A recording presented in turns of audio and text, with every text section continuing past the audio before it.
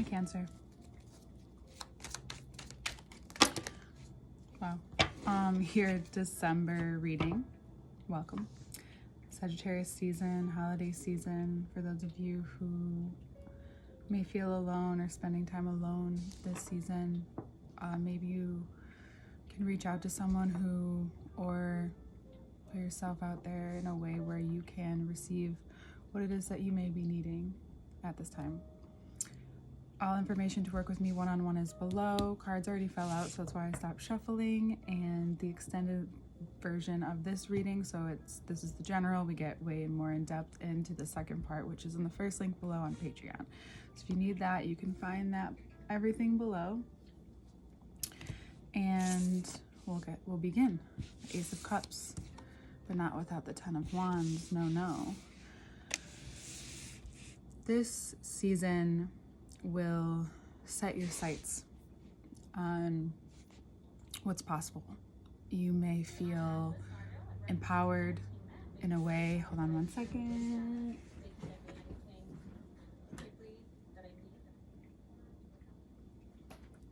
I have like YouTube playing in the background with like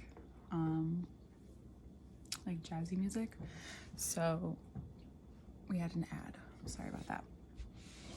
So you may have come to the realization that if consciously on the external world or within your life you are looking for this Ace of Cups energy, or this is what you're going towards, or this is what you're wanting, or the abundance is where you're headed towards, then within yourself there has to be this work. What's stopping you, right? What's preventing you from allowing yourself to feel into more of this abundant energy? Like when you find yourself in places, do you like look for the negative? Do you always see where you're lacking? You know, like how your relationship is.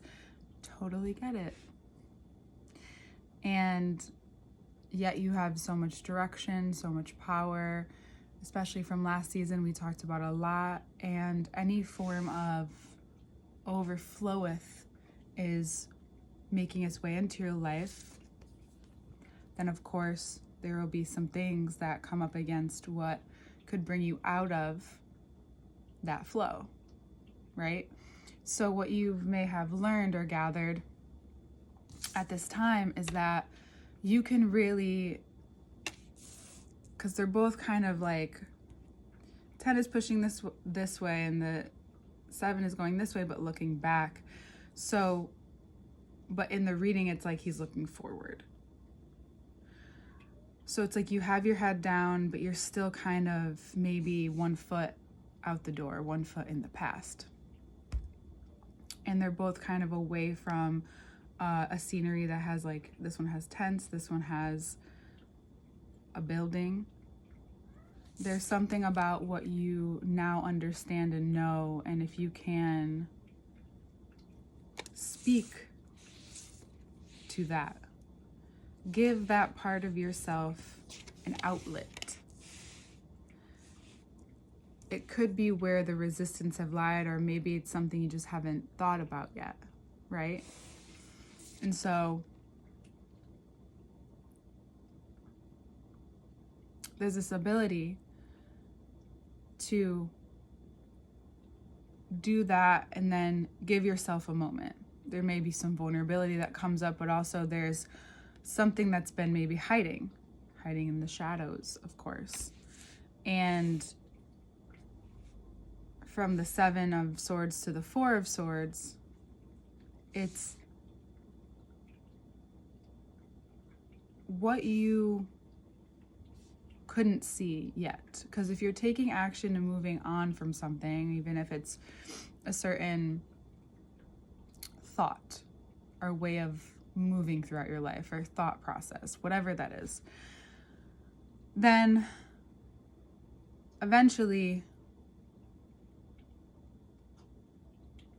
it comes out. How? Well, if you're amongst people and you have changed and you're vocal about it and you don't really notice because it's just who you are, but people notice because they don't know that part of you, perhaps, then news to them, right? That was sour. Cranberry, orange, lemon, little celery, little pomegranate juice. So it brings you into a state of neutrality this month, which is a great place to be. And also you begin to like reconnect with the part of you that knows that these like insights that you have, these realizations are really for you this month. They are the fruit of your labor, right? Sometimes that shows up in a physical way. Sometimes it's through a connection or a person. Sometimes it's through the experience of love or creation or having a child, which is another form of creation. This is in the form of your intuition. Something is sharpening. Your intuition is that thing. And it's after the full moon, this is after the full moon in Gemini, that you can actually really put energy into this, because you need an outlet for maybe even just what you have had to, what journey emotionally you had to go on last month in Scorpio season. You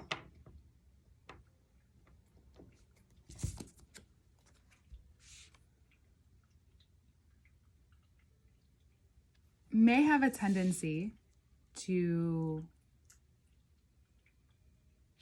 perceive that inaction or not saying anything, not being anything extroverted or putting things out there, putting the work in that way, may not feel like you're doing something. You don't feel productive. You don't feel like it's helping anything. But the truth is, you'll see that through the resistance or the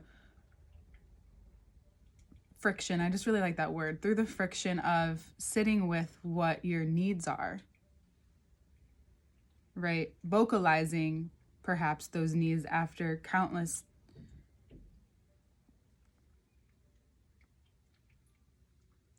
hours of working on triggers.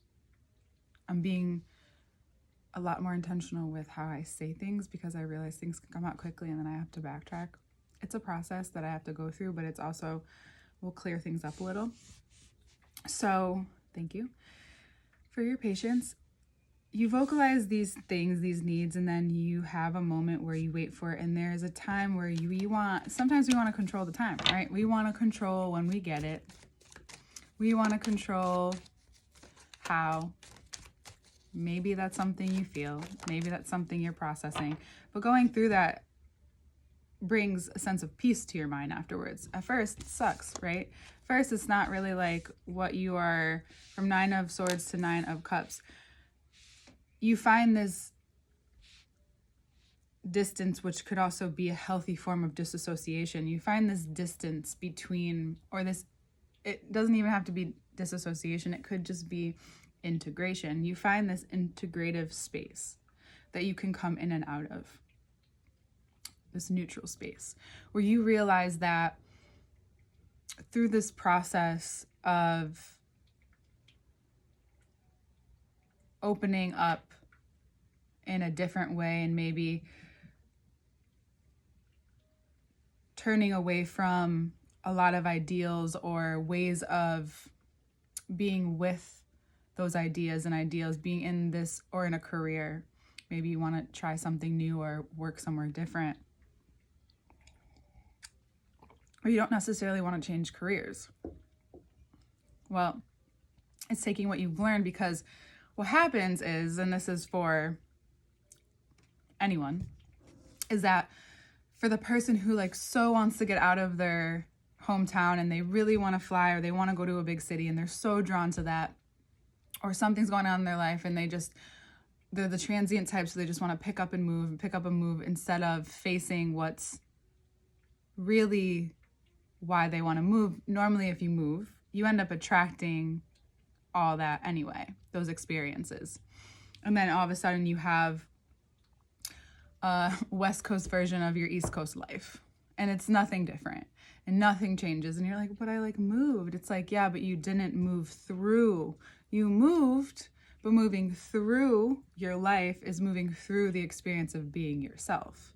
You know that, right? Of course you do.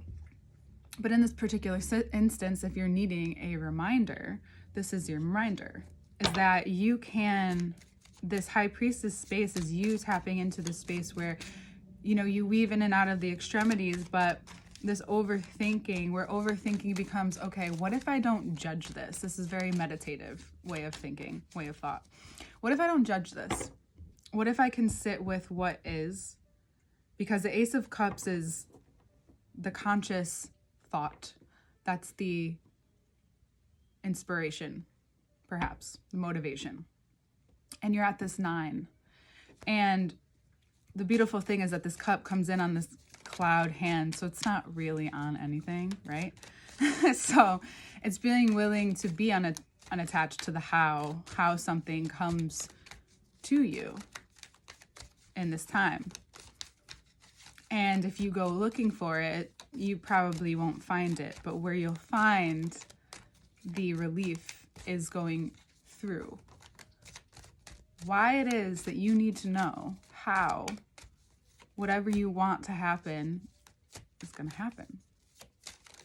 That if you say it more, will it, you know you can will it. I mean, you're Cancer. But this is about sharpening your intuition in a way that is so powerful. We're in a very powerful month, in a powerful time, spiritual time, but like in a very powerful place if you can sit with yourself in a non-violent way. And I would hope that it's possible for at least the moment for you. No matter what it is that you're going through or whatever is coming up for you. We just want to get one last outcome card here before we get into the second part.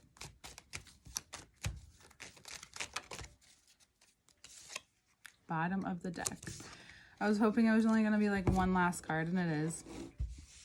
Here we have the Hierophant.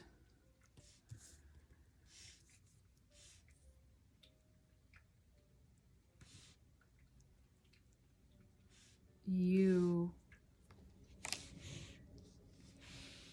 may find this connection and may find that this all comes back to the ways in which you deem the word tradition. Again, this very spiritual time meets the physical experience. This is it. You may want to find a ritual, a specific one that you can easily, that feels easy, but also kind of like, I know this is kind of powerful at the same time. So how can I approach, again, this High Priestess, Hierophant, very spiritual, very thought-provoking, philosophical time. What is the connection that is needed for you to, or what is the commitment, the devotion you need to be in, and take that however you want. Like, what does that devotion look like? Maybe it's some form of mantra, but it becomes this way of you wanting to integrate this aspect into your life more. This is where you find the power in the belief and the intent behind what's in front of you, what's possible.